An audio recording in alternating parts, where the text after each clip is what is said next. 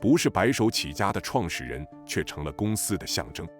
他几乎没有股份，却能在董事会呼风唤雨。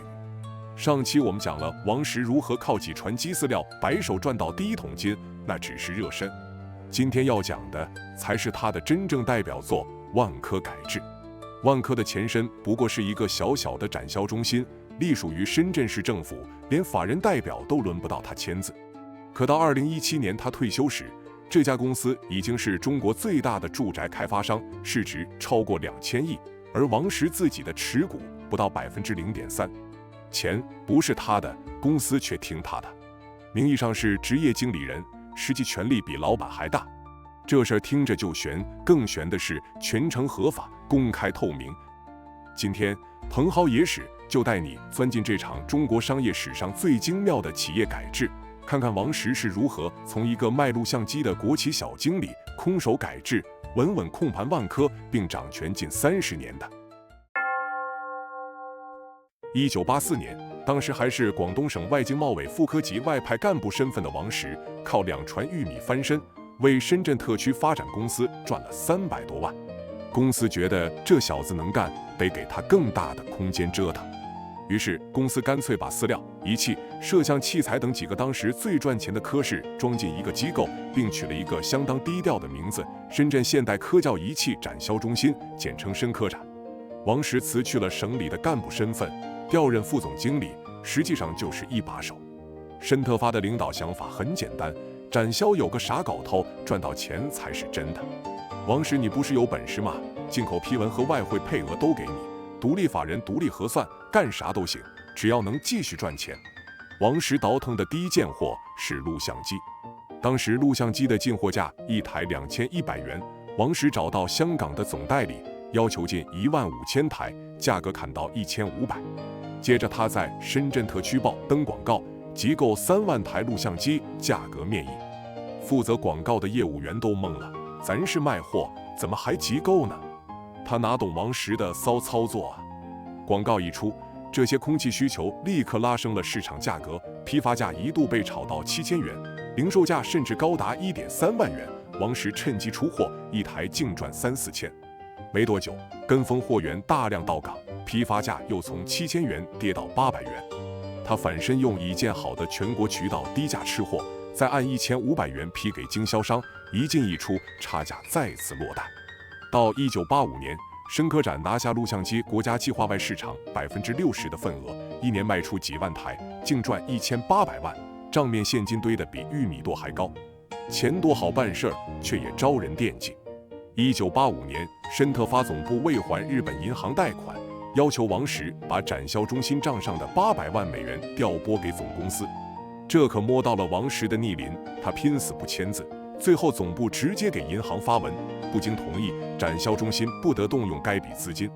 双方第一次撕破脸，冲突彻底爆发。申特发先以安排去党校学习为由调离王石，随后干脆撤销其经理职务，另派新人接管。王石怒了，他抗命不去，照常上班。慑于王石的能力和背后的背景，此事后来不了了之。尽管风波暂时过去了，但二者的梁子却结下了。王石深知，只要头顶还悬着申特发这把剑，哪天要斩掉你，也就是一纸命令的事儿。1986年，深圳开始搞国企股份制改革，王石眼睛一亮，要是公司改成股份制，自己成了股东，那位子坐稳了不说，还能名正言顺地分钱。他兴奋地连写了28页，建议深圳试行企业股份制的设想。可报告送到申特发总部，正跟日本银行谈2000万美元贷款，上头一句话顶回来：下属公司不得擅自变更产权结构。王石只能把草稿锁进抽屉，转身继续去东北抢录像机，钱先挣着，股份的事再等等吧。转眼到了1987年12月，王石把重新润色的改制申请报告递到申特发，对方连会都没开，原封退回，时机不成熟。他又转身跑到市体改办，同样吃了闭门羹，没有主管公司公章，立项免谈。王石不甘心，他通过岳父的老关系，把方案直接送到深圳市委书记的案头。不久，8个字的批示传回来：试点可视，支持改革。市委随即召集申特发、体改办、工商局3方坐到一起。1988年4月，股改列车终于启动，王石拿到了准生证，却还没想好这个孩子叫啥，自己该当亲爹还是教父。1988年4月，红头文件下来了，深科展正式列入深圳市第2批股份制试点。然而股份怎么分，各方分歧却很大。当时政策有明文要求，国有股原则上应控股，但市里也强调，经营班子必须拥有表决权，否则不列入试点。体改办的小会议室里弥漫着火药味儿，申特发打着防国资流失的旗号，坚持要控股，而王石则针锋相对，一股独大，还改什么制？双方吵了3个月，市里最终定调，股改不是换牌子，而是转换机制，要广泛筹资，实现国家、企业和个人的利益共享、风险共担。工作组拿出方案，将深科展4年经营积累的净资产1324万元折合成1324万股，再引入银行、信托等机构现金投资2800万元，认购2800万股新股。按国家股与个人股6:4的政策，原净资产中60%划归国有，795万股全部由申特发持有，占总股本19.3%，剩下40%529万股是王石和400多名员工的创业果实，转为内部职工股，由大家分配。论职位论贡献，王石拿大头，没人会说不公。按同时代股改的其他企业的情况，主要经营者分个40%-50%是常态，但他只给自己留了52万股，占总股本1.26%，剩下的477万股分给了400多名同事。后来王石总说自己当年主动放弃了40%的万科股份，其实这里说的不是总股本占比，而是原股本中职工股的40%左右，算起来大概能占到总股本的5%，就是这5%，价值也有200-300万，在当时算得上一笔惊人的巨款了。王石不是不爱钱，而是清醒。1988年的中国，一个原国企职工突然拥有几百万股份，不是荣耀，是风险。在那个连私营经济都尚存争议的年代，很容易被贴上侵吞国资的标签。但一家股权分散、无实际控制人的公众公司反而安全。就像他自己说的，中国传统文化，名利只能取一头，他放弃股权利益，换来一张职业经理人的通行证，干净安全才能走得更远。股份比例敲定，王石大喜，他带着高管乘船出珠江口，在甲板上畅想未来，顺便给公司取个响亮的名字。体改办要求新公司名称必须带股份2字。王石说，咱办的是现代企业，要跟计划经济的老一套脱钩，干脆就叫深圳现代企业股份有限公司。但这个提议立刻就被否了，韩国已经有一家著名的现代集团了，咱想做大，这个名字肯定不能用。王石在黑板上写下现代企业的英文缩写 MEC， 大家围着3个字母头脑风暴。麦科，广东话念起来像特别黑，谁敢跟一家特别黑的公司做生意？忽然，一个学英文的员工灵机一动，既然 Marlboro 意为万宝路，咱为何不叫万科呢？万表示宏大，科寓意专业，万般事业科科在行。1988年11月1日，深圳万科企业股份有限公司的营业执照批了下来，一家伟大的公司就这么诞生了。名字有了，生意却到了十字路口。录像机巨额的利润吸引来了一大堆跟风者，进口批文扩大了4倍。更糟糕的是，1987年起，国家禁止整机进口，毛利骤降到10%以下。王石猛然醒悟，贸易是靠政策吃饭的生意，政策一变就饿死。他开始寻找能管30年的买卖。1987年12月，深圳敲响土地拍卖第一锤，王石坐在观众席，心里咯噔一下，原来土地还能这么玩。1988年11月18日，第2锤开拍，威登别墅地块，起拍价200万。初次拍地的王石异常兴奋，他每次举牌都在对方出价基础上翻倍，急得财务只给他递纸条：“老板，咱账上可只有2200万啊！”最终，万科以每亩2000万的天价拿下土地，折合楼面地价1650元每平方米，可周边在售住宅均价才1400元，面粉比面包还贵，这生意怎么做？但自己拍的地，含着泪也得开发完啊！王石被迫走高端路线，什么游泳池、会所、底层架空，不惜血本全给配上，还在项目门口做了一个巨幅的唐三彩壁画。即便是这样，项目还是卖得极慢，起初定价4000元每平方米，比周边贵出2倍，问津者寥寥，卖了3年还没卖光。直到1992年邓小平南巡，深圳房价一夜跳涨，尾盘才以7、8千元卖出，勉强赚了20%。复盘会上，王石没庆祝盈利，反而说：“我们太想做高档，忘了深圳最需要的是住得起的房子。”教训迅速转化为策略。1989年，万科拿到福田区天井花园地块，果断转向普通住宅。1990年开盘，均价每平米不到2000元，供不应求。这是万科第一个真正成功的商品房项目，也奠定了此后30年的产品哲学：不做山顶的别墅，只做山腰的家。钱有了，项目有了，但王石知道，万科在深圳市眼里仍旧是个不听话的野孩子，只有上市才是真正的护身符。1990年，万科启动 IPO， 成为深交所第2家上市公司。那年代，深交所才刚开业，老百姓连股票是啥都不清楚。万科公开发行2500万股，但认购者寥寥。王石带着团队在深圳几个证券营业部门口支起桌子卖股票，甚至跑到菜市场推销股票白菜价1块钱1股，将来能换套房子。眼看股票发行不利，贵人出现了，一个叫刘元生的香港商人经朋友引荐现身，他跟王石谈了片刻，就一口气认购360万股。1991年1月29日早上9点，深交所交易大厅的屏幕上跳出000002，中国第2家上市公司万科的股票开始交易。没有红毯，没有钟声，连围观的人都没有几个。王石站在角落，见证着第一笔股票的交易。随着总股本扩大，他的持股比例已稀释至0.2%。有人替他惋惜，他却说：“我不是老板，是全体股东的受托人。我的权利来自制度授权，而非股份多少。”当时万科的董事会看似由股东组成，实则由王石一人执掌。他个人持股极低，却同时担任董事长与总经理，管理层在董事会稳超半数席位。深特发与其他机构投资者都成了沉默的背景板。王石用一张白纸画出了一个没有老板的帝国，但没人想到，这张纸很快就被资本撕开了一道口子。